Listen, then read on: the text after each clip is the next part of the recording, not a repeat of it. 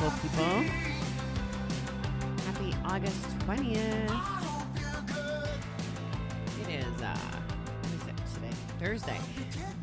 Part of me telling you is so that I remember what the heck day it is. Keep my life on straight here.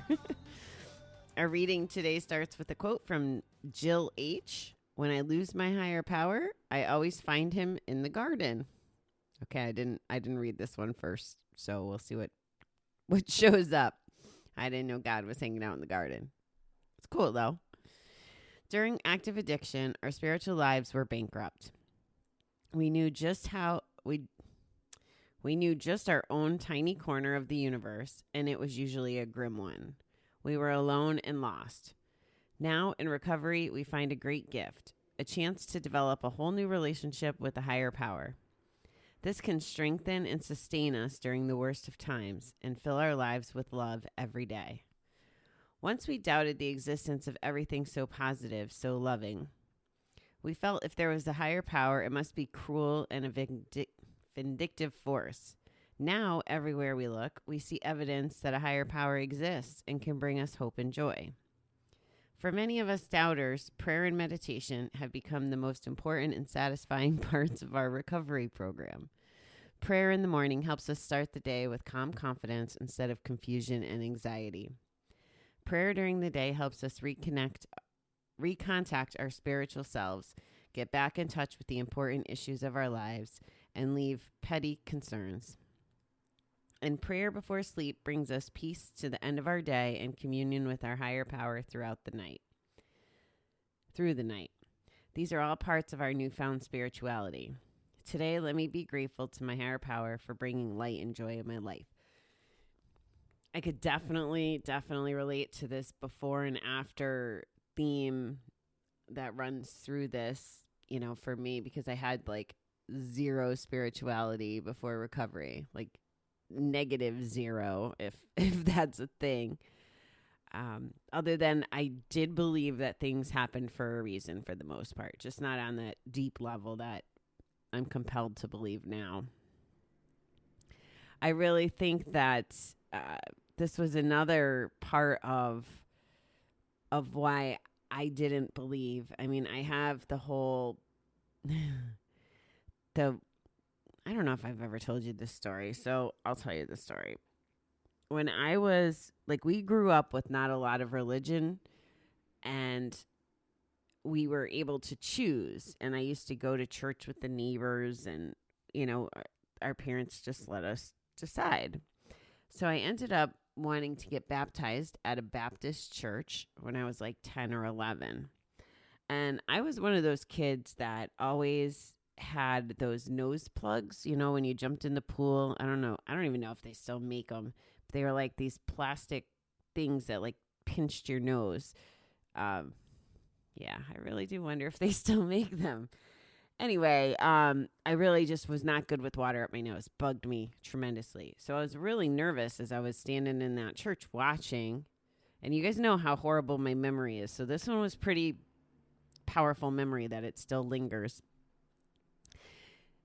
So I'm watching everybody, and the guy doing the baptizing, pastor maybe, is cupping people's noses and faces. So it looks like he's kind of holding their nose as he dunks them. And I get in there and I tell him specifically, I see you doing this. Please make sure you hold my nose. Please, please. Well, guess what he does not do? He does not hold my nose. Therefore, Bobby never goes to church again after that. That's pretty much how it worked for me and what my biggest turnoff was. And at 10 years old, I mean, it sounds really ludicrous, but I was like, well, wait a minute. So I'm getting baptized to do this God stuff, but God doesn't even care enough to let him hold my nose. The resentment was just born out of that experience. As crazy as that sounds, that's essentially what happened. And I can remember, not too long after that. So then my teenage years is where, just a lot of the shit, we'll call it for lack of a better word, started. So I have this horrible first impression And then I go into all this loss and turmoil. And it's like, I totally took on that attitude of, well, if there's a God or a higher power, why are they doing this to me? The poor me, the why me, the this sucks, and it can't be so. And I totally relate to that. And it's so easy because we got to blame somebody when stuff isn't going our way. And now that I'm in recovery, the contrast, I guess it's all about perspective and faith. And faith was something that I really just didn't have a whole lot of interest in either. But now that I know, like, all of that, like, everything that helped form those opinions actually all happened for a reason. And it had purpose, and it's making it so that my life is the way my life is today, where I am striving to be a good person.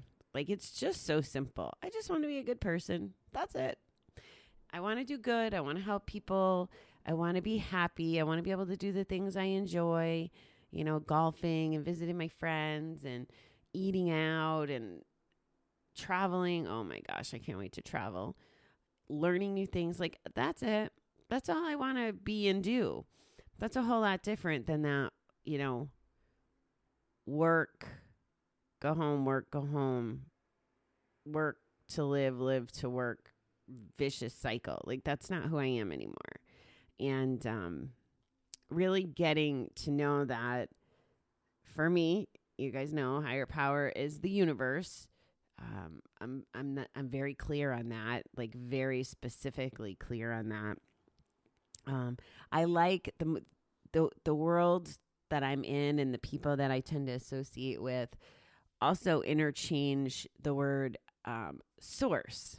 And even the books I read, actually, from business people, nobody wants to have conflicts surrounding religion and whether you call it religion or if it's about just having a relationship with God, higher power, source, universe, whatever that is. Nobody wants, well, I don't think most people want to just fight about that. So I'm not here to tell you what's right or wrong. I am here to tell you that the quality of life gets so much better when I became open-minded to this, and when I started to actually, instead of have my blinders on, just kind of look with full-blown open eyes. Then I could see all the gifts that even things that I might have twisted. Like, one could argue, that our addictions are like some punishment, and we're entitled to be angry and miserable, and how could this happen to us? How could we be gamblers? Like, whether you come from a affluent family with both parents and everything was great, or you come from a broken home and had horrible trauma, whatever it is, why are we getting punished? Why are we the ones? Well, here's the thing.